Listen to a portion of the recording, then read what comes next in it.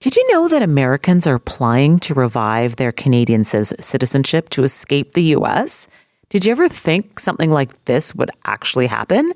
So I thought it would be great to speak with an immigration lawyer about this phenomenon. So please welcome Cassandra Fultz from Doherty Fultz Immigration to the show. Hi, Cassandra. Thanks so much for joining me this morning.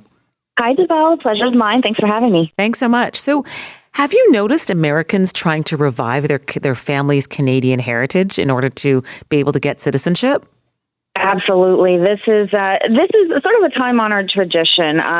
Children of Canadian citizens who are born outside of Canada have been able to claim their Canadian citizenship for quite some time, but a very interesting and far-reaching court decision in the end of 2023 has meant that now the grandchildren of Canadian citizens who are born outside Canada can now once again claim Canadian citizenship. And, you know, there's a minor stirring after that happened, but as soon as the inauguration hit, after that, the inquiries have been going through the roof for people doing this.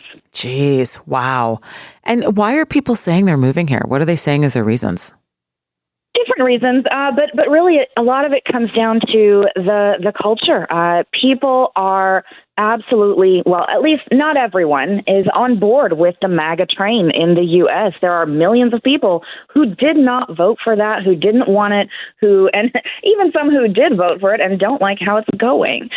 So people don't want to contribute to that phenomenon. They don't want to raise their kids in that environment, and they don't want to be stuck in it themselves. People are looking for a better life. I know it wasn't on my bingo card. People are going to look for a better life outside the U.S. and Canada, but here we are. Yeah, that's wild.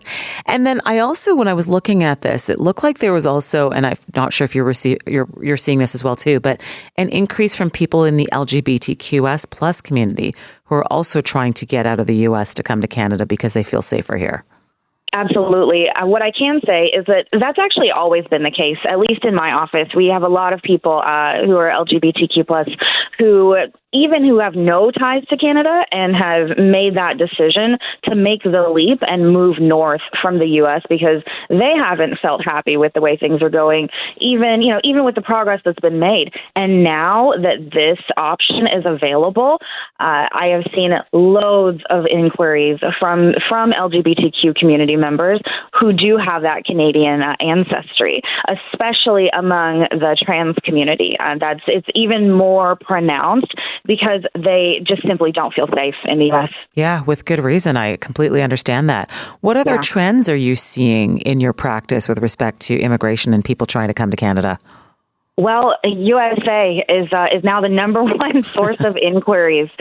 In our office, we don't specialize in one particular region like you see in a lot of immigration firms. We actually get clients from all over the world. But wow, the number of inquiries coming from Americans after the election, that always happens actually. Every single 4 years, every election cycle, someone is not happy, right? Like someone's unhappy. So they reach out. But it's always, tapered off by now. Like this is late in the game for people to still be so interested. But this time is different. The demand has not let up at all.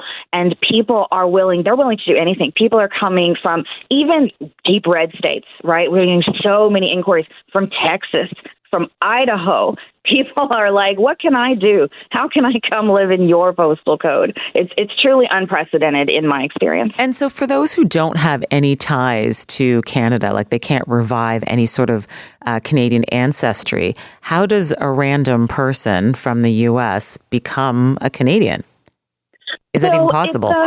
It is possible. Yeah, it's a great question. And it's a bit of a journey, right? The good thing about having a U.S. passport is it means that you do have a leg up when it comes to taking that first step of getting into Canada. There are numerous work permit options that are available only to U.S. citizens and North American citizens.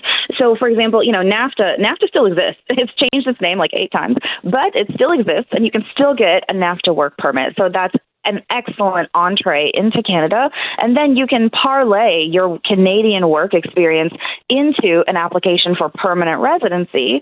And then once you've lived in Canada as a permanent resident for at least 2 years, then you would be able to apply for Canadian citizenship in your own right, and then pass it on to your kids if you were to move abroad. Wow. So you're saying that the U.S. has become the number one, but what country before was sort of the number one where you would receive inquiries in terms of people wanting to become Canadian?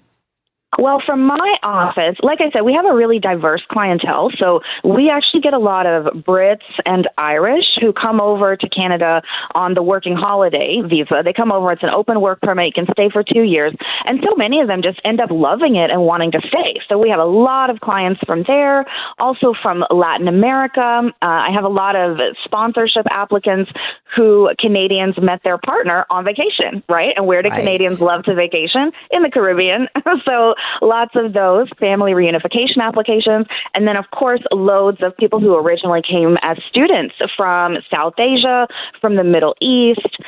So it's really a healthy mix. But at this time, Americans are definitely dominating. Wow. So talk to me a little bit about the people who are, meeting somebody somewhere and then they get married. I guess I think back to, I can't even remember what movie it is, but some movie where you see people sort of marrying to get into the country. Is that Yes.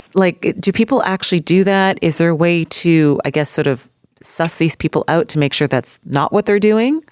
Absolutely. So number one, people do that.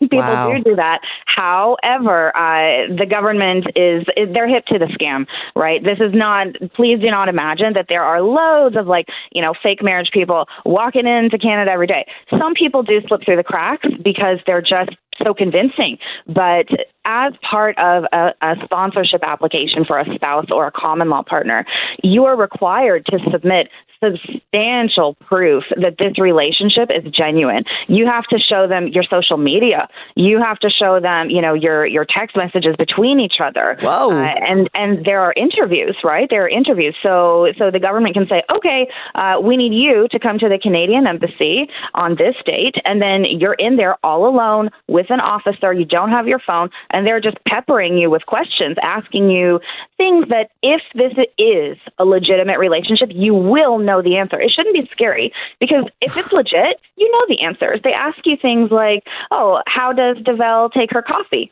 Well, if you're a triple drinker, you're going to say that with confidence. You're not going to say, I don't know, right? So they ask you questions like that because you have to be what's considered in a bona fide, genuine relationship. It's not enough to just get married and, have this piece of paper. You have to actually be in love. It's kind of funny, but that's what the law says.